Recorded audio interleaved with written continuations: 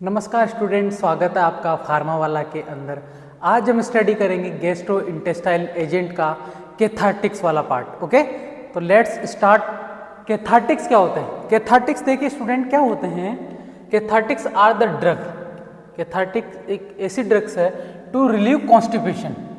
To relieve constipation, जो constipation होता है। कॉन्स्टिपेशन क्या होता है मैंने बताया है पिछली क्लास के अंदर स्टूडेंट कि देखिए मैं आपको एक बार और जो है बताने की कोशिश करूंगा इसके अंदर।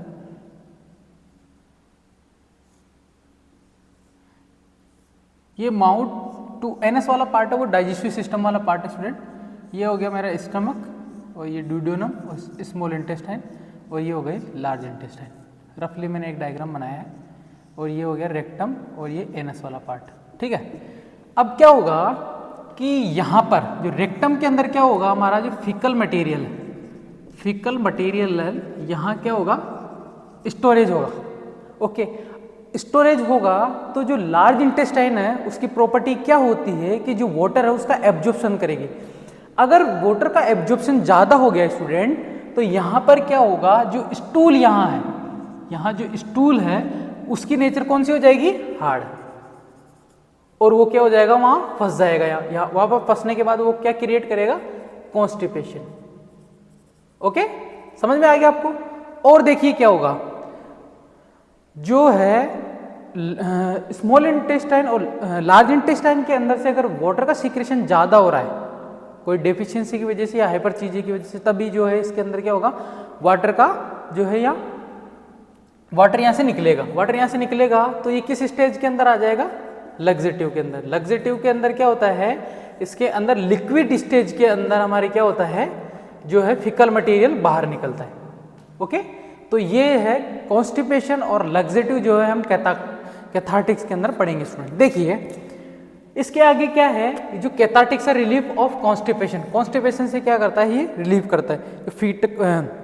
जो फिकल मटेरियल हार्ड नेचर का हो रहा है उसको सॉफ्ट में कन्वर्ट करके डीफेसिकेशन कर देता है स्टूडेंट। ओके, देखिए इसको टू पार्ट्स में डिवाइड किया है, लग्जेटिव और परगेटिव। लग्जेटिव और परगेटिव।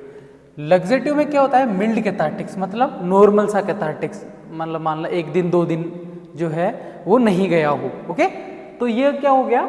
Mild cathartics. इसको मिल्ड कैथार्टिक्स अपन देंगे तो वो आसानी से जो है फिकल मटेरियल बाहर निकल जाएगा थ्रू एनएस। एनएस के थ्रू वो बाहर निकल जाएगा।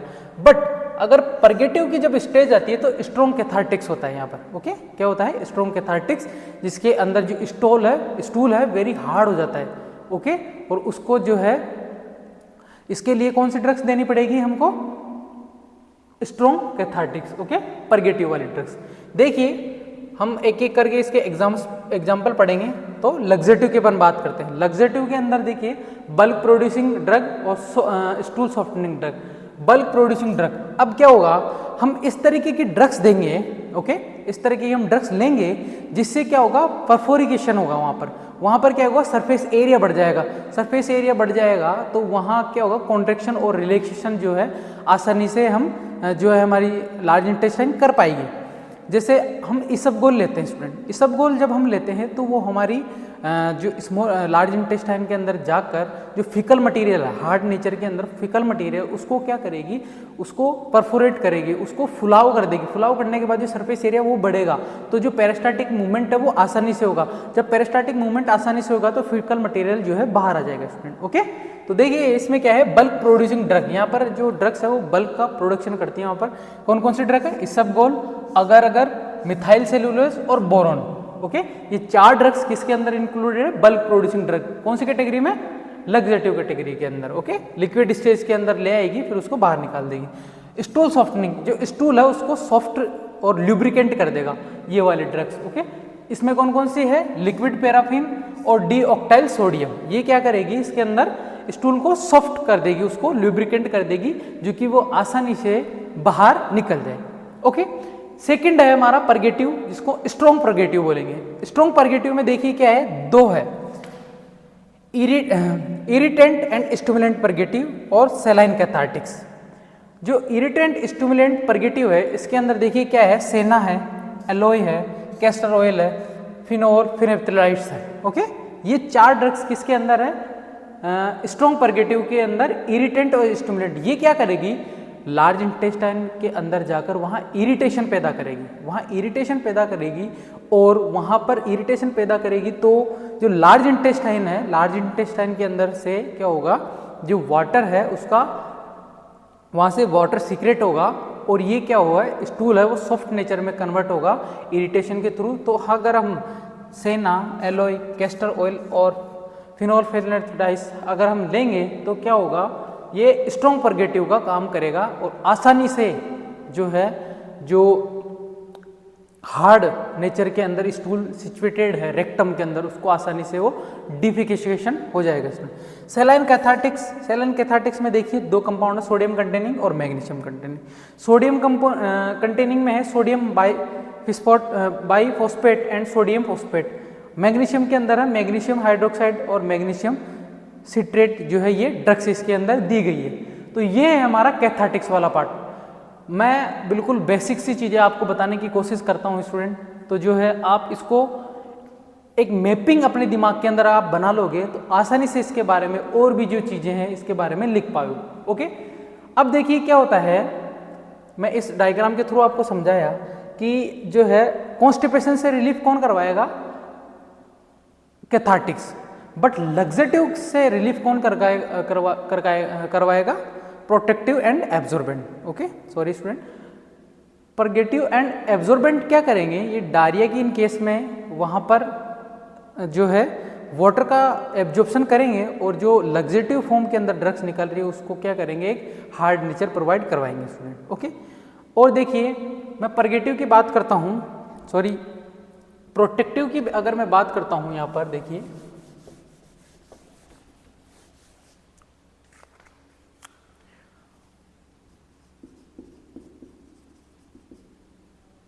प्रोटेक्टिव एंड एड्सॉर्बेंट, देखिए इसके अंदर क्या होगा, जो डायरिया है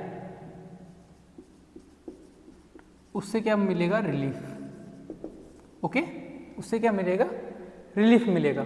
ओके, और देखिए प्रोटेक्टिव और एब्जॉर्बेंट का काम ये भी है स्टूडेंट, जो टॉक्सिन सब्सटेंसेस है, जो टॉक्सिन सब्सटेंसेस है उसको क्या करेगी, एब्जॉर्ब कर लेगी। टॉक्सिक सब्सटेंसेस जैसे बैक्टीरिया हो गया, वायरस हो गया, फंगस हो गया, और क्या करेगा, जो म्यूकस जो लेयर है उसको प्रोटेक्ट करेगा ये, कोई भी जो इन्फेक्शंस है उनके लिए, और जो टॉक्सिन सब्सटेंसेस है उसको क्या करेगा, रीअब्जॉर्ब कर लेगा। तो एक छोटा सा टॉपिक है प्रोटेक्टिंग एंड एब्जॉर्बेंट। इसके क्लासिफिकेशन की अगर मैं बात करता हूँ तो इसके क्लासिफिकेशन में देखिए क्या आएगा, बिस्मिथ कंटेनिंग सब्सटेंसेस पहला है, बिस्मिथ कंटेनिंग सब्सटेंसेस। ओके, और लाइट एक्टिवेटेड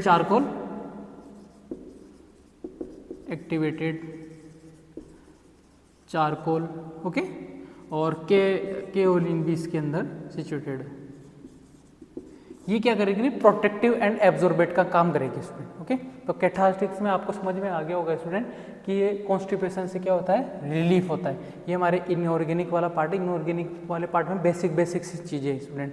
और अगर मैं बात करता हूँ, कोई भी जो ड्रग्स है उसका आपसे पूछ ले कि इसकी फिजिकल केमिकल प्रॉपर्टी बताइए, तो देखिए ऑर्डरलेस होता है, और एयर टाइट कंटेनर के अंदर हम इसे रखते हैं, टेस्टलेस होता है। ओके, और जो है अधिकतर ये जो कंसनट्रेटेड सॉल्यूशन होता है, HCLs वगैरह, इनके अंदर ज़्यादा जो है सोल्यूबल होते हैं, एथेनॉल है उनके अंदर ज़्यादा सोल्यूबल होते हैं।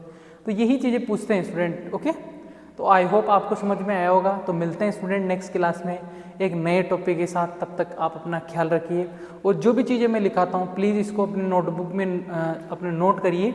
और ये एक मैप है, एक अगर ये चीज़ें बेसिक चीज़ें आपको पता है तो इसके बारे में अपने जो है माइंड से बहुत कुछ सारी चीज़ें आप इसके बारे में लिख पाओगे। तो मिलते हैं स्टूडेंट नेक्स्ट क्लास में एक नए टॉपिक के साथ। तब तक अपना ख्याल रखिए, धन्यवाद।